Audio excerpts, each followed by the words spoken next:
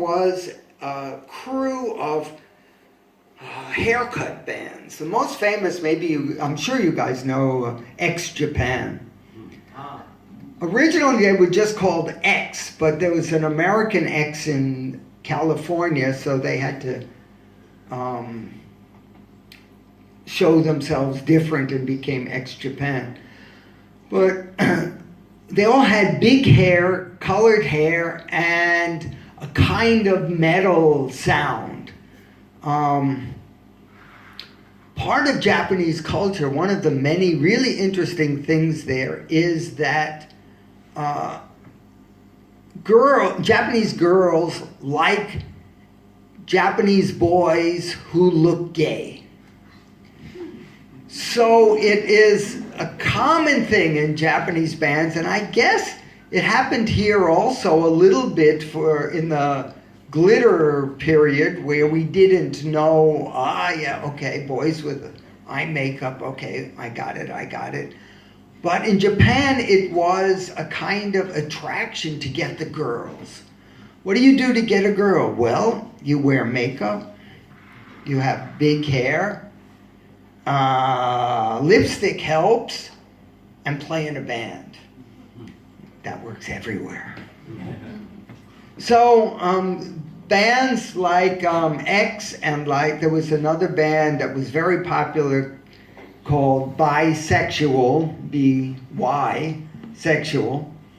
And there was a large glitter scene that was more heavy metal based than the glitter scene in America. It was very popular in Japan. They had their own very large magazine called Checkmate Magazine. And those bands would play together. Occasionally you would see Americans in the middle of this bisexual scene. And that developed later into a merger of the American avant-garde music and the noise scene. So, anybody know Torture Garden? Yeah. You know them all, yeah. So John Zorn joined with Ayamashita from the Boredoms and formed a band. I think John Zorn has some kind of paramour or something who's Japanese. And the Japanese bondage culture, where there was always, whenever Torture Garden played, there was always a girl on stage in ropes. And just sitting on the side, not faking pain or not in ecstasy, just sitting on the side while the band played. It was a very popular band. It had a kind of intellectual feeling to it. But they could play easily in Japan. I saw them in 3 or 4 cities. There's a lot of underground music in Japan and a lot of copy music but made in the Japan way. So I've seen Japanese Hank Williams cover bands, and I've seen, of course, Beatles cover bands and Velvet Underground cover bands and bands like Hanashitari that make music that nobody else makes except Americans who copy them. So I don't have a lot more to talk about. If anybody wants to ask me about the characters in the scene, Sakebe, the guy who was from JISM, who punched people from the audience, I heard now works for the Japanese Secret Service. So if anybody wants to ask me anything, I don't have like I said, I didn't prepare this. I just wanted, yeah.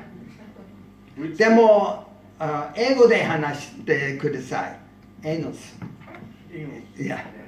Which city did you live in? Okay. Yeah. I lived in the suburbs of Tokyo. So I was in Tokyo every day. So like I was a commuter. So Osaka I had some contact with, Osaka and Nagoya. What was it? Genbaku Onna no. Genbaku Onna no.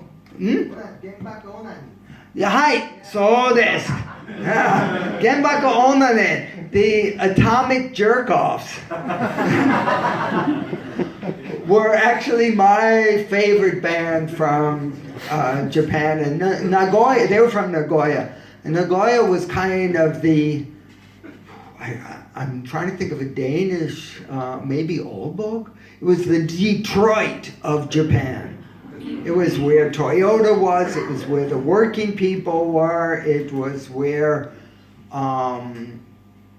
the intellectuals, there weren't any. So a lot of great Japanese punk came out of Nagoya, and Genbaku Onanes were my favorite. Arigato. And yeah.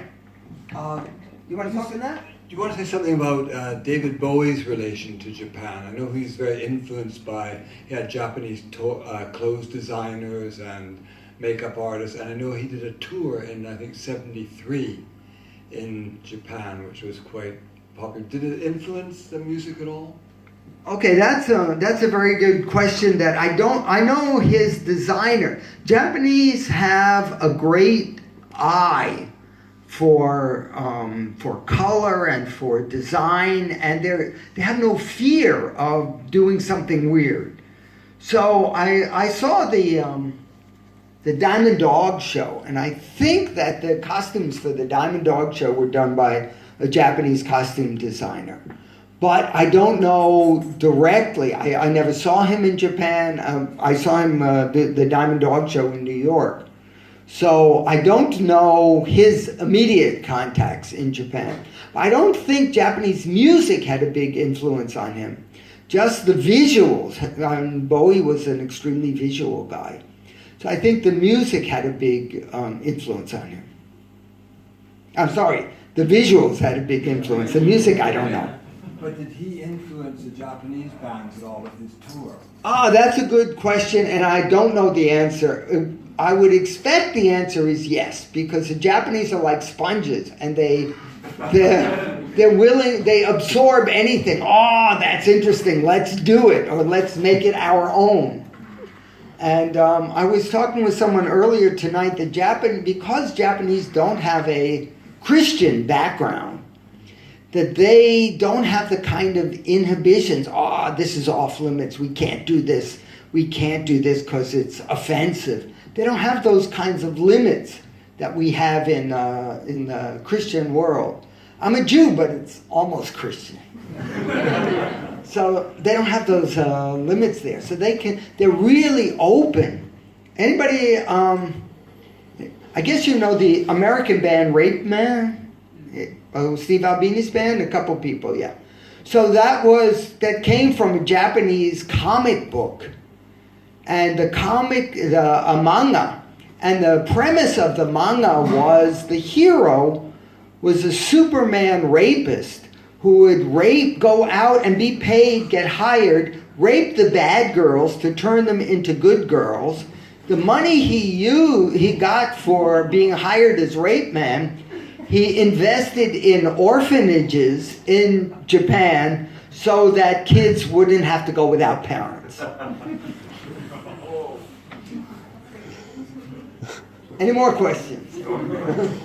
Yes. I was just wondering what the thematic differences between the Japanese and punk bands and Western punk bands would be. That's an excellent point, because Western punk bands, especially after the 80s, became very political. And in Japan, that never happened, or I never saw that happen. So in Japan, the music was aggression. Like the original, some of it was like the original American punk, which was aggression mixed with humor. In Japan, it was less humor, but there was really kind of aggression, and partly because of Japanese culture, where the cliche is like the shy businessman, and yes, and okay, and everybody's nice. That's a lot to fight against. So in the West, we had politics to fight against. Japan, they don't care about politics. Few people vote. They don't care about politics very much. But the old Japanese culture, the culture of, they call it engyo, politeness, the overriding, just like in the West we have this kind of Christian thing that's overriding.